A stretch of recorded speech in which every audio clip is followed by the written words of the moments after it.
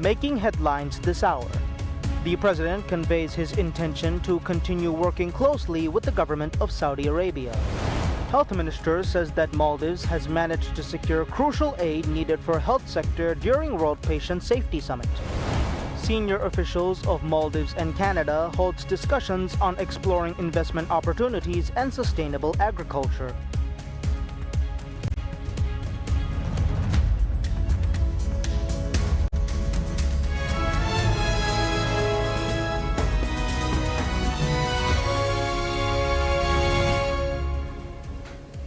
Bismillahirrahmanirrahim. Assalamu alaikum. Welcome to PSM News in English with me, Hafiz Abdul Sattar. And now the news in detail. President Dr. Mohammed Muiz conveys his intention to continue working closely with the government of Saudi Arabia and expressed hope for the further strengthening of relations in the months to come. The president made these remarks during the farewell call by Matrek bin Abdullah Al Ajalian Al Dosari, the ambassador of Saudi Arabia to the Maldives. During the meeting, the president expressed his gratitude for the significant support provided by the ambassador throughout his tenure, highlighting the strengthened bilateral relations between the two nations. He also noted the many exchanges that had taken place and wished the ambassador success in his future endeavors. The president also recalled the warm hospitality extended by the Saudi government during his Umrah trip last May. Both the president and the ambassador reaffirmed their commitment to further strengthening the relationship between the Maldives and Saudi Arabia. Dr. Abdullah Halil, the Minister of Foreign Affairs, meets with Dr. Jan Borg, Malta's Deputy Prime Minister and Minister for Foreign Affairs and Tourism, during an official visit to Malta. The Maldives Foreign Ministry said in a statement that the talks are focused on strengthening bilateral ties, advancing a shared interest and deepening a collaboration between the two island nations, highlighting the striking similarities and shared values between the Maldives and Malta.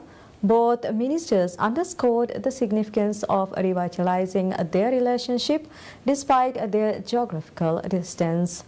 The visit, described by both parties as a pivotal step, highlighted the importance of a closer cooperation across sectors, including expertise exchanges and joint efforts on shared priorities. The ministry has said environmental sustainability was a key topic, with both nations reaffirming their commitment to renewable energy and environmental conservation. Discussions also explored potential partnerships in sustainable development. Economic matters featured prominently, and the Foreign Ministry stressed the importance of fostering trade, attracting foreign investment, and building a stronger, more inclusive economic partnership. They also expressed enthusiasm for strengthening people-to-people ties through collaboration in tourism, fisheries, and higher education. Particular focus was given to expanding cooperation in the education sector as a cornerstone for deeper engagement. Accompanied by senior officials including Dr. Hala Hamid and Hassan Hussein Shihab, Minister Halil's visit included meetings with other Maldives officials to explore further opportunities for collaboration. The Foreign Ministry expressed optimism that the talks would pave the way for future partnerships across various sectors, ushering in a new era of Maldives-Malta relations. Minister of Health Abdullah Nazim Ibrahim assessed that Maldives has managed to secure crucial aid needed to strengthen its health sector during the recently concluded World Patient Safety Summit. Speaking to PSM News, Raj Mia, the program on the outcomes of the summit, Minister Nazim acknowledged that the health care system still remains in its infancy and requires significant development through the assistance of foreign countries and international agencies. The minister noted the significance of such summits, especially the bilateral discussions that take place on the sidelines, adding that the Maldives has managed to secure crucial assistance to key areas in its healthcare system during the Patient Safety Summit. The health minister said there are many obstacles in Maldives for local doctors to get the required internship opportunities after studying medicine. According to Minister Nazim, the Philippine counterpart during the sidelines of the summit had assured assistance for such internship opportunities to Maldivian doctors. The discussions also centered around securing opportunities for local doctors for further specialization, he added. In addition, the minister also revealed that a private medical college in the Philippines has awarded 3 MBBS scholarships to the Maldives. According to him, the summit has also helped strengthen the patient safety in the country, including securing technical assistance from the US-based Joint Commission International, or JCI. The Ministry of Health says that the Maldives is deliberating the implementation of a groundbreaking generational ban on smoking and is engaging in consultations with leading international organizations as part of a holistic public health strategy. Under the guidance of President Dr. Mohamed Muiz, the Health Ministry has initiated discussions with the World Health Organization (WHO) and the United Nations Children's Fund (UNICEF), addressing the feasibility and implications of this ambitious proposal. The initiative forms a cornerstone of the President's broader commitment to reducing tobacco consumption across the nation. Central to this initiative is the concept of a generational ban, which seeks to prevent future generations from taking up smoking. This would be achieved by prohibiting the sale of tobacco products to individuals born in or after a designated year. President Dr. Muiz first introduced the proposal during the Rayituna Eco podcast, articulating a vision for fostering a smoke-free generation. The President has invited public participation in determining the most appropriate starting birth year for the proposed ban.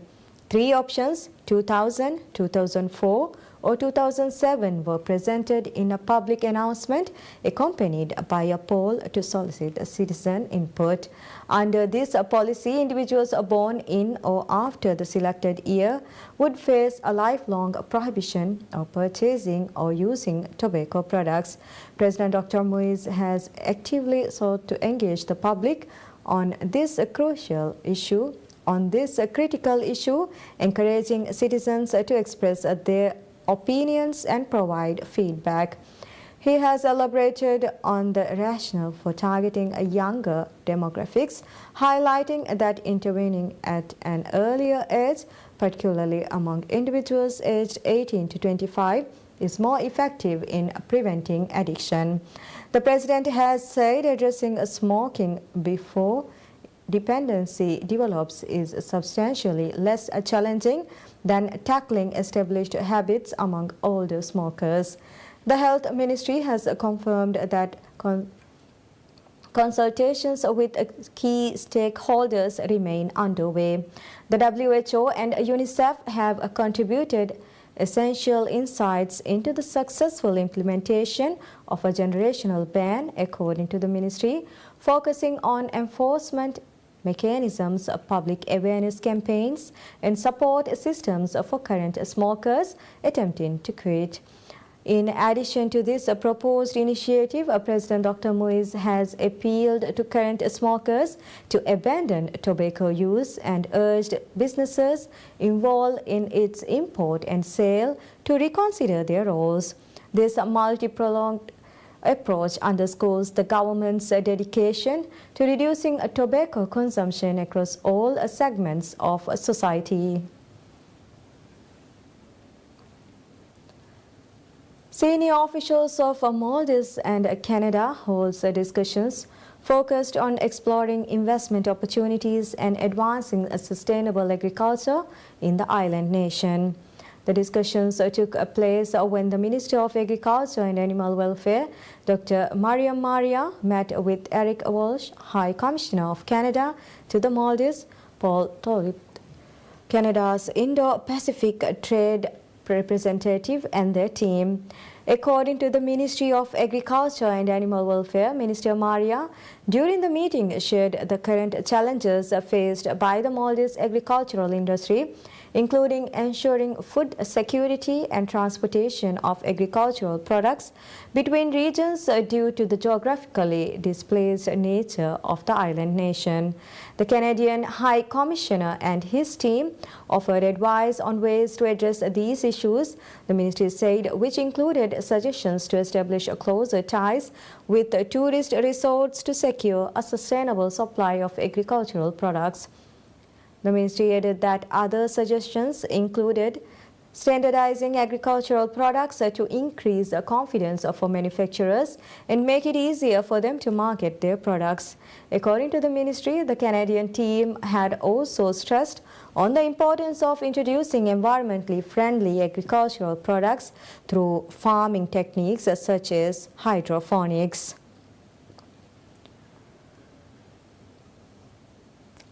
Island Aviation Services Limited (IAS) is seeking interested developers for the Mafar International Airport Terminal Extension project. IASL said both domestic and foreign parties can apply for the project to be carried out on a contractor finance basis. IASL plans to extend the airport terminal by 900 square meters over 2 stories equipped with a VIP area, lounges and other facilities. Interested parties have been requested to submit the completed expression of interest EOI form by midnight on 17th April.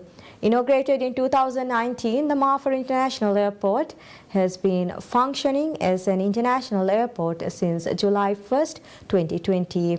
The airport has gained popularity among private jets, serving tourists traveling to luxury resorts in Noon, Ra and Pai Atolls. The airport is fully equipped to accommodate international flights, including the Airbus A320, the Boeing 737 and Boeing 777 aircrafts. Adda City Council invites interested investors to develop a tourist facility in the uninhabited Sawahili Island.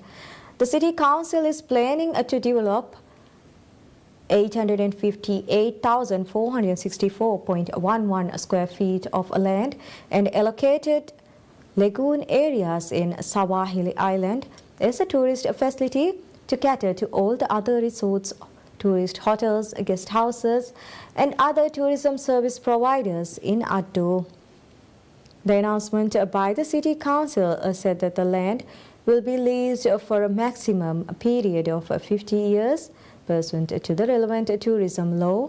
In addition, it said the investment shall include a minimum of 10 rooms, a restaurant, a bar, indoor and outdoor sports facilities, water sports center, spa and wellness center, common swimming pool and other tourist-related facilities. According to the City Council, interested parties, both local and foreign, can obtain further information, inspect the purchase, the bidding documents until 25th April between 9 a.m. to 1 p.m. China on April 4th. The administration imposed a total import tax of 54% on goods from China, which includes an additional 34% on top of an existing 20% tariff, which was announced in March. And now that because many imports are coming in paying high tariffs, so they will be translating into more higher costs for the wholesaler, the importers, and then it will be trickling down to the retailers. And guess what? Toward the end, it's all consumers are paying for it. Taylor Chow, who imports Asian staple foods like noodles and soy sauce to sell to retailers and restaurants, said he expects to raise his prices to match the tariffs. Right now the tax is 54%. Once we run out our inventory, definitely we're going to raise the price of 54%. Danny Huang, who owns New Hop Long Market, a small grocery store in Oakland, said that they are going to increase the price for those products after this week. Singapore's Prime Minister Lawrence Wong expressed a disappointment on Tuesday over the US decision to impose a 10% universal tariff rate. Speaking in Parliament, Wong emphasized this move contradicts the global trading system the U.S. helped establish, straining the long-standing friendship between the two nations. We are very disappointed by the U.S. move, especially considering the deep and long-standing friendship between our two countries. These are not actions one does to a friend. He also said the likelihood of a full-blown global trade war is growing, anticipating weaker near-term global growth and reduced demand for Singapore's goods and services. The likelihood of a full-blown global trade war is growing.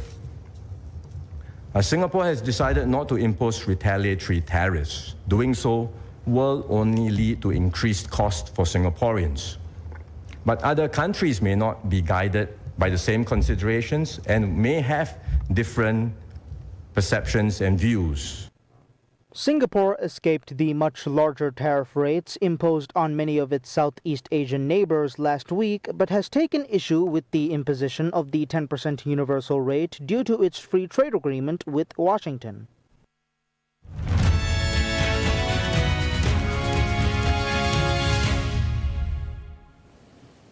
U.S. President Donald Trump reiterated his desire for U.S. to take over the Gaza Strip, telling reporters during an Oval Office meeting with Israeli Prime Minister Benjamin Netanyahu it would be a good thing. Trump's proposal, which Netanyahu expressed enthusiastic support for on April 7th, was put forward multiple times during the opening weeks of his administration and has been globally condemned as a proposal for ethnic cleansing. Well, you know how I feel about the Gaza Strip. I think it's an incredible piece of important real estate, and I think it's something that we would be involved in, but, having a peace force like the United States there, controlling and owning the Gaza Strip would be a good thing. Because right now, all it is for years and years, all I hear about is killing and Hamas and problems.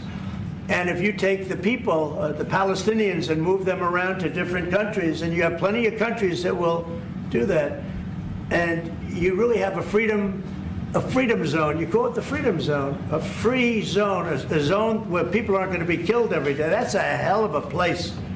It's you know what I call it, a great location that nobody wants to live in, because they really don't. And when they have good living, real living, where Hamas and all of the problems they have, the level of death on the Gaza Strip is just incredible. And I've said it. I don't understand why Israel ever gave it up. Israel owned it. It wasn't this man, so I can say it. He wouldn't have given it up. I know him very well. There's no way. They took oceanfront property and they gave it to people for peace. How did that work out? Not good. Israel launched the war after Hamas-led fighters attacked southern Israel on October 7, 2023, killing some 1,200 people and taking 251 hostages, according to Israeli tallies. Since then, Israel has so far killed more than 50,000 Palestinians, according to local health authorities, the majority of them civilians.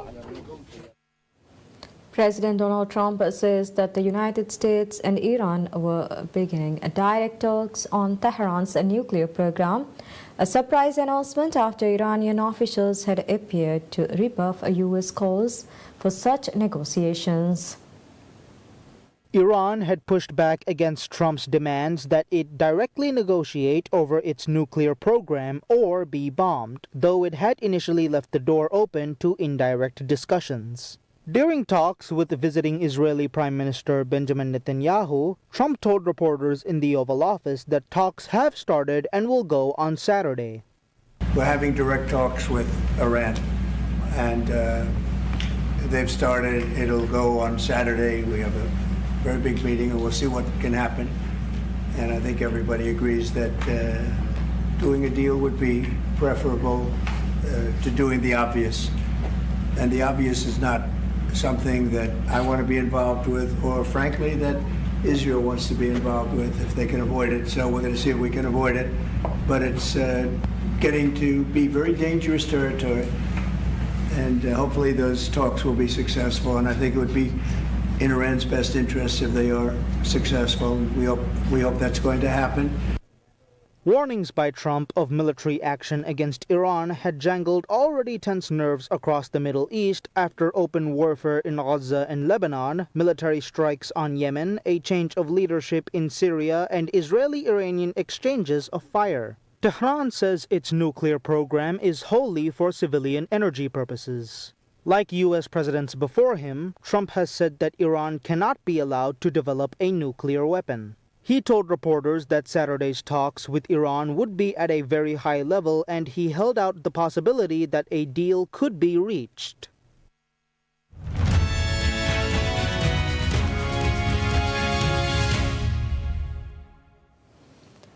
Australia's Isabella Nichols and Hawaiian native Betty Lou Sakura Johnson will square off in the quarterfinals of the World Surf League stop in El Salvador after both surfers won their heats on April 7th. This thing fired up. The surf started out slow on Monday and slowly picked up after a late start. Nichols managed to capitalize on the conditions and scored a 7.17 out of a possible 10 points to eliminate El Salvador pro back-to-back winner Caroline Marks of the United States. Johnson's round of 16 heat was against two-time world champion Tyler Wright of Australia. The American rising star scored 6 points on solid runs with Wright unable to match. When they meet in the quarters, Nichols and Johnson will be vying for a spot in the semifinals along with current world number 1 Katie Simmers of the United States and 2024 event runner-up Gabriella Bryan, who also hails from Hawaii. Betty Lou Sakura Johnson.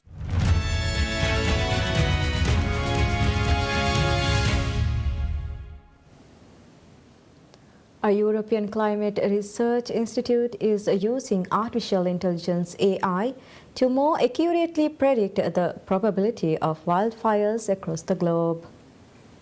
The European Centre for Medium-Range Weather Forecasts, ECMWF, has created a new probability of fire model which uses machine learning methods to analyze a wider set of data for more precise predictions on where wildfire locations start. Historically, fire forecasts used a method called the Fire Weather Index, which uses 4 weather variables: temperature, wind, precipitation, and humidity. But there are limitations with this model. So historically for fire forecasting we use what's called the Fire Weather Index, and this is a simple physics-based model where we use 4 weather variables: temperature, wind, precipitation and humidity, to forecast the chance that if a fire does occur, how intense it will be. So what we know from that is that it doesn't account for a lot of things. It doesn't account for fuel, it doesn't account for ignition sources and things like that. So what we try to do here is we try to incorporate more data into a machine learning framework. So although a lot of this data can't be explained physically, we can use machine learning to get a better forecast using that data without the knowledge of the physics underlying it. So we incorporate fuel, ignition sources and also the existing weather that we previously used in the machine learning model to predict not just fire danger but the probability that a fire might occur in a given location. Last year, record greenhouse gas levels helped bring temperatures to an all-time high, and extreme weather wreaked havoc across the globe. Wildfires forced the displacement of 800,000 people, the highest since records began in 2008. In some ways it's a step change in fire forecasting because we're really going from suggesting where fire danger might happen, where there's the potential for fires to exist, to saying this is where we think fires will actually exist, and for that reason it's quite a large leap forward, I think, in terms of fire forecasting. McNorton said that ECMWF's AI-powered method can be used by fire prevention agencies to more accurately identify fire risk locations, thereby allowing them to allocate resources appropriately. And that's all we have for this hour. Thank you for watching. Wish you all a very pleasant time ahead.